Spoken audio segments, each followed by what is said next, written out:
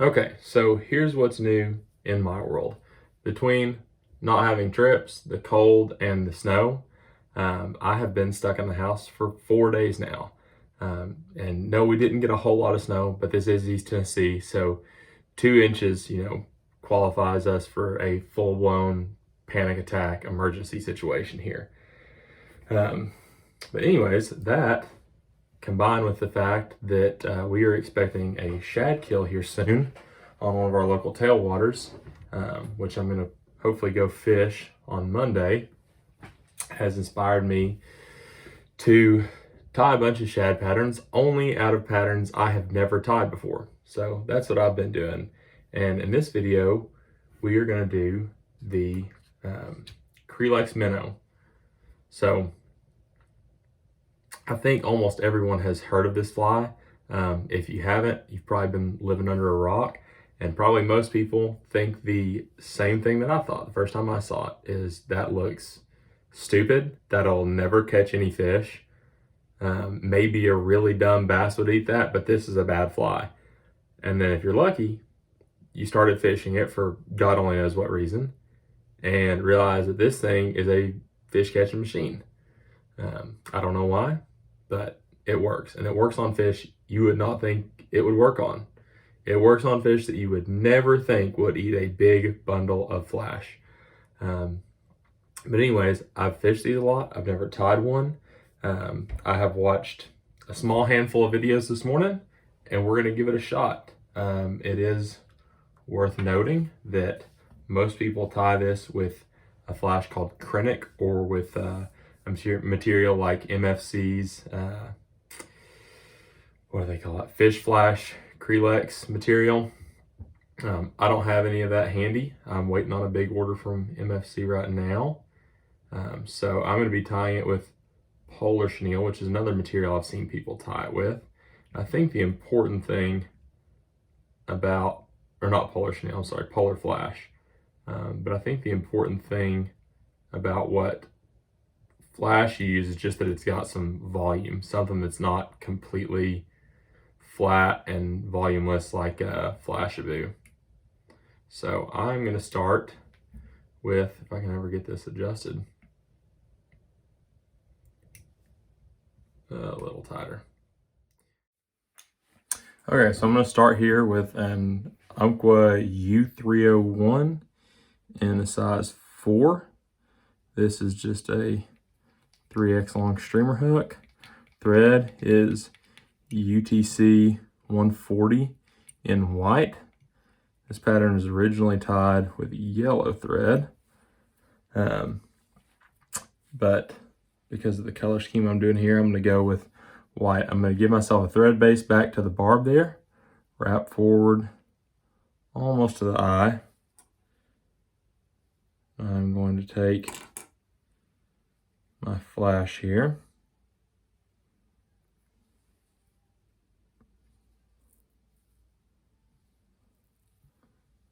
I'm going to give it a couple pin traps. I'm leaving about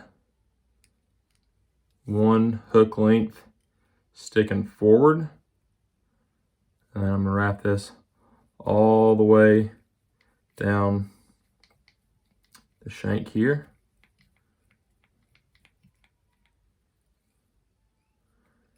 And go all the way back to the barb.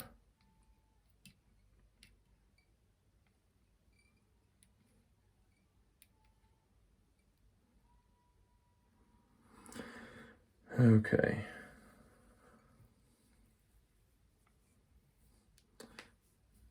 And I did pre-measure my flash, but I'm going to cut just a little bit more off of it. Left that tail a little bit long. There we go. I'm going to wrap back to the front, a little bit behind where I tied that to. And I'm going to put on my dumbbell eyes. Now, these are plain lead dumbbell eyes. I did color them with a Sharpie silver paint marker. You don't have to do that. It makes almost no difference in the color, but just because I'm sitting here at the house and got nothing better to do, I did it. So And I'm gonna put some little stick-on eyes on them too, but just because I thought that would go better with this color scheme, but I'm sure the fish don't care if you just want to use plain lead dumbbell eyes. Oh, come on now.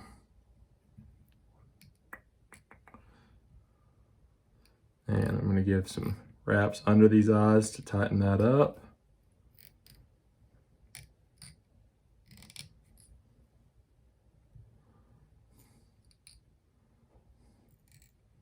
Get in front of the eyes. I'm going to pull this stuff. I'm going to wrap a little further forward on that, all the way up to the eye. I'm going to pull it backwards. Actually, I'm going to do this half at a time to not get as much of a bump there. I'm going to pull about half of it back and wiggle my thread through. Give it a few wraps back, then pull the rest of it back. Go over it there. I'm going to go over here on the other side, give it a couple wraps, tie it to the shank there. There we go. And that's almost the perfect length. I'm going to cut just a teeny bit more off of it. You want it just a little bit behind the bend of the hook. And I might wind up cutting a little bit more off that tail as well. Now I'm going to flip it over. And this is where we're going to do our silver for the top color.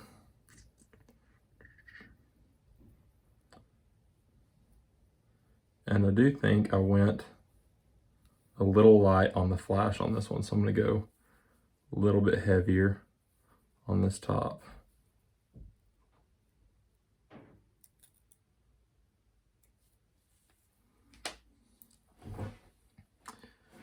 I don't know if that was any heavier, but now I'm going to make sure I'm remembering these steps right.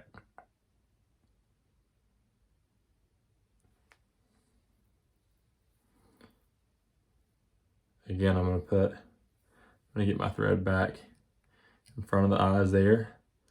I'm going to leave about 1 hook length of flash going forward. Make sure I've got that up on top of the shank.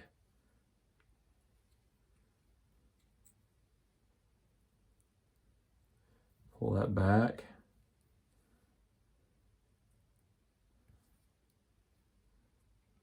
Give it a few wraps right there. Just keep it back. I'm going to build up this head a little bit more so it's a little bit smoother of a transition. Give myself a little bit neater looking little thread head there.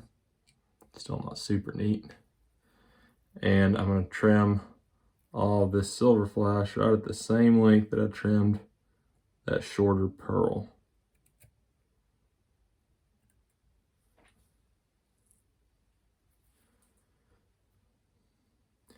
Give it a little once over, make sure we didn't miss anything.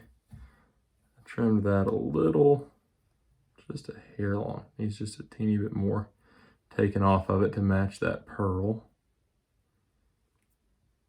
I'm going to take just a tiny bit more off.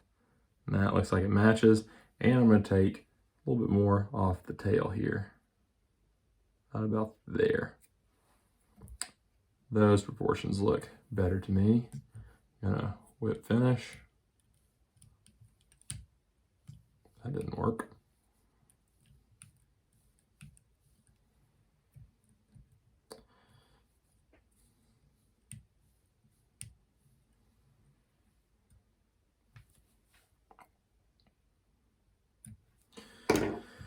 Now, I'm going to take these little stick-on eyes. I'm going to put a tiny dab of super glue or of Zap-A-Gap on this eye here. Just because the adhesive on those, well, that's jammed up. The adhesive on these eyes are not very good, so honestly don't even know why they make them stick on, because all the adhesive on them does is makes it more difficult for me to work with them. I'm never gonna put these eyes on without, putting some kind of resin over them or super gluing them down. Okay, just a tiny, tiny drop of that.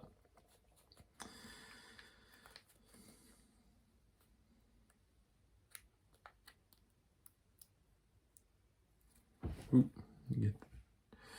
get that eye on there.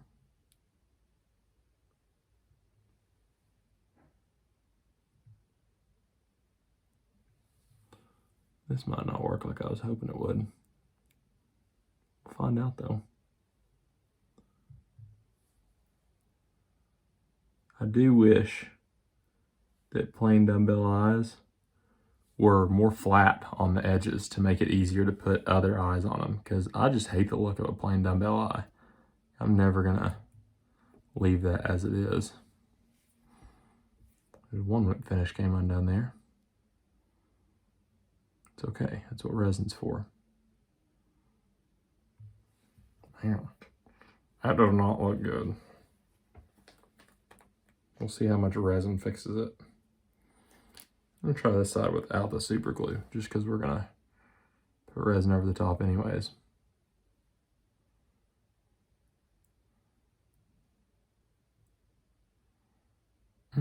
Still not looking great.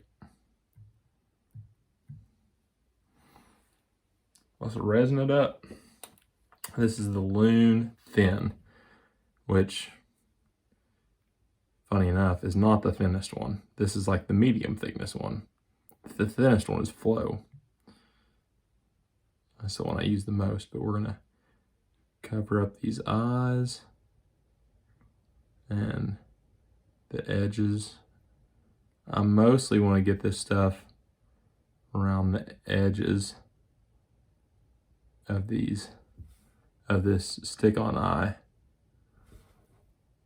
so something can't just very easily peel it off of there. I'm gonna hit that with UV light real quick.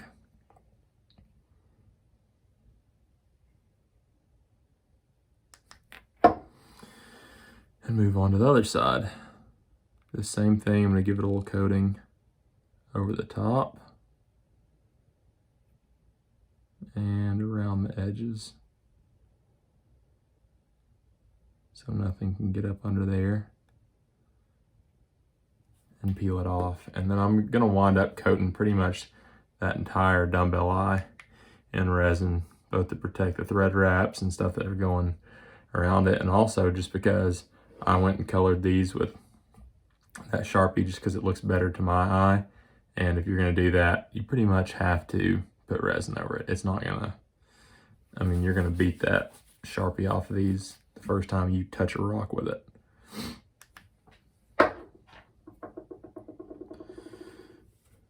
All right, so now I'm gonna put some resin over the flash that's going over the eyes. I'm gonna put it on my little thread nose here.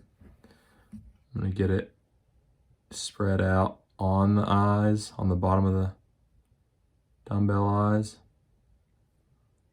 Just kind of smooth it out over everything. Flip it over, get it on this portion of the eyes, and this portion of that nose.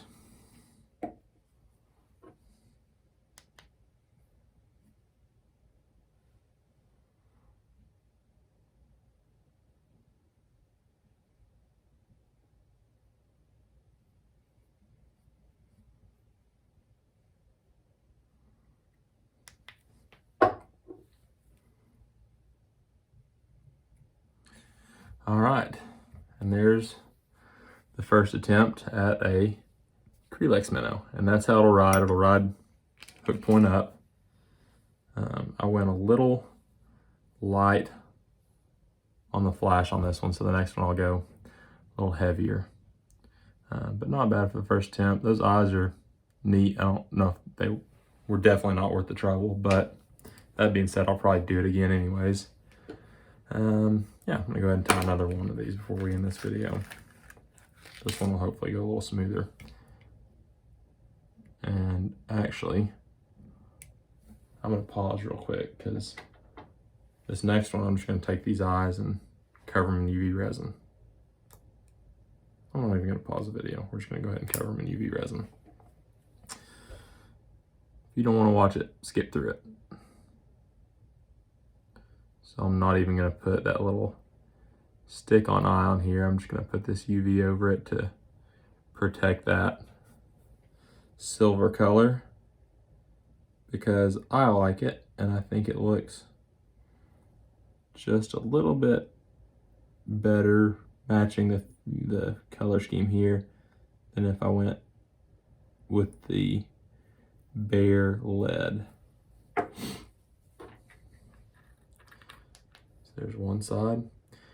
I've taken some of these eyes. I bought a bunch of these lead eyes, and I'm a perfectionist. I like things to look nice to my eye, and I just don't like the way they look on flies. They do fine. The fish don't care, but I like my flies to come off the vise and just look really cool. And it just doesn't do it for me with these bare lead eyes. So in going through them, I've messed around with a lot of different ways to dress them up. And I've painted some of them with that Sharpie marker in gold and given them a black pupil, and that actually does look pretty cool. That's probably the best way if you find yourself in a similar situation and you're like me and there's something wrong in your brain and you just can't stand to see a bare lead eye, then that's an easy way to dress them up that looks pretty decent. I've also put like the 3D eyes and stuff on them, and it's such a pain, just for the same reason those last eyes were, because that that surface isn't flat. So you try and put a flat surface on a rounded one, it's an absolute pain. But painting them with that gold Sharpie and then a black dot in the center, that's like the best bang for your buck as far as dressing up these bare lead eyes. Anyways, we've got these silver ones now. You got them protected with that UV. So let's bang out another one of these. Let's get that hook in there a little better now.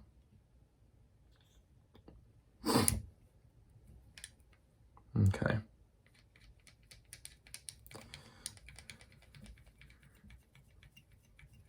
Back to the barb. Cut it forward, pretty much the eye. And let's see, I'm gonna get a little more flash.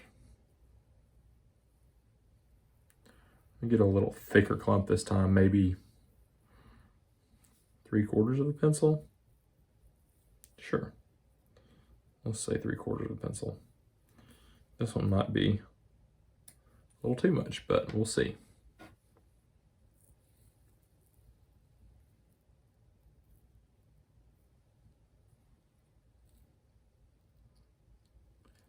Give it a couple pinch wraps. Now, and when I'm wrapping something back like this, I like to hold that material up at an angle like this. And that does a couple things for you. One, it slides your thread down to the next thread wrap to make sure you're making, touching thread wraps. But it also keeps that material that you're working back on top of the shank instead of just getting spun around it and mashed all over the place. Just kind of helps you keep it in one spot. You can also use that to put something on top of the shank if it didn't get tied in exactly where you wanted it. So if you accidentally tied it in kind of on the side, as you're wrapping back like this, you can just hold it up and keep wrapping back and it'll wind up on top of the shank. We're gonna go all the way back to the barb again. I gotta remember that this is not GSP, because it looks like it with it being white. This looks a lot like, my mind wants it to be 100 denier GSP, and I want to really reef on it. And if I do that, I'm gonna snap it in a heartbeat. All right, so we're gonna go ahead and trim that about right there, about 1 hook length. And again, I might wind up cutting that shorter again, but we'll see. Get back up here,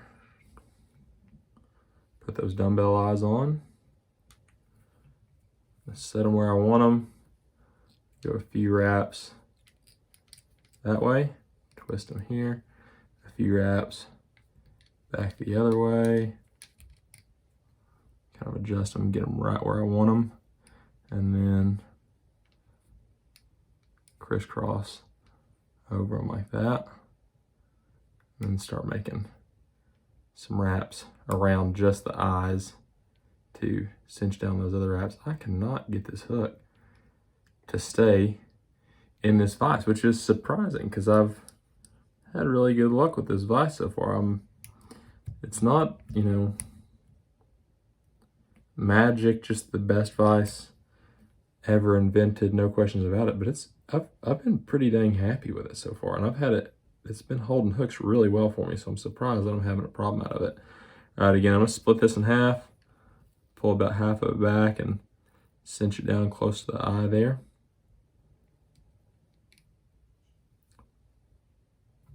Then pull the rest of it back and do the same thing. Go to the other side of the eye, get a couple wraps back behind it, then get my thread back in front, flip it over. Actually, I'm gonna go ahead and trim that just a little bit short. Oh, sorry, a little longer than the bend the hook. There we go. Take a healthy chunk of this silver. Actually, what I'm going to do, because I've got plenty of it, so I'm going to take about the same amount I used last time. And I'm going to add it to what's left over from the silver from that first fly.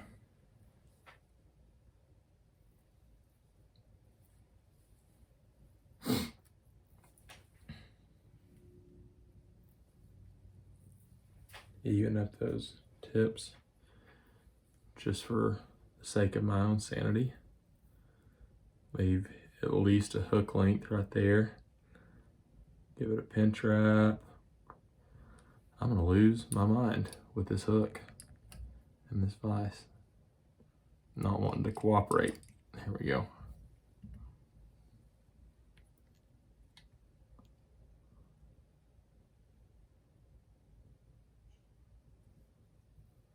Give it a little lift and make sure we've got it up on top of the shank. Okay.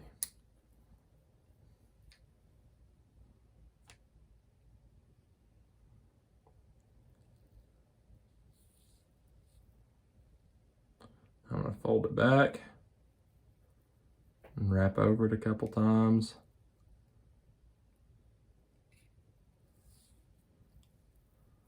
All right. Let's pull all this flash back here. Cut it off even with the pearl on the bottom. I missed a couple strands there.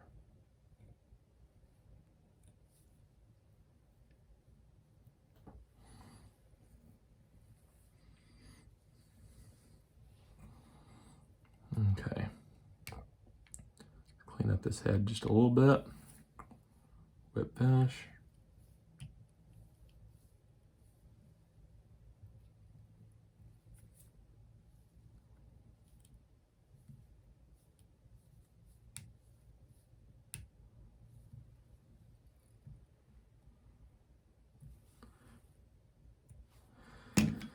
And missed another strand, dang.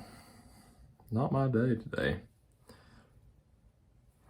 Let's compare that to the original. I think I want to be just a tad shorter on the tail. That's another thing when you're tying something new. It is very helpful to have an original commercial tie, or you know, anybody who's, as long as it's tied well. Don't trust that every commercial tie is tied well. I have seen some absolute garbage sex dungeons in fly shop bins. So, but as long as it's tied well by somebody you trust and know what they're doing, it's very helpful to have, you know, a pre-tied one, you know, to kind of just something to compare what you're doing to. I'm going to cover all these thread wraps and resin, cover that part of the flash that's bridging over the eyes.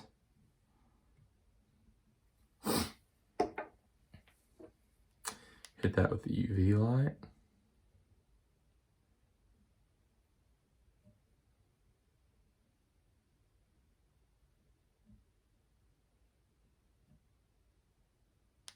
All right, and that one looks better. That is definitely thicker. I think I do want to leave that tail that length. And on this camera, you can see almost no difference between the pearl and the silver. I promise they are different. That's not helping much. They look more different in person. Yeah, anyways, not bad for the first two off the vise. If you haven't fished this pattern before, give it a try. Like I said, hope you learned something. I'm not exactly teaching you how to tie this today, but if nothing else, I hope it was entertaining. If you liked it, like, subscribe, comment. Appreciate it.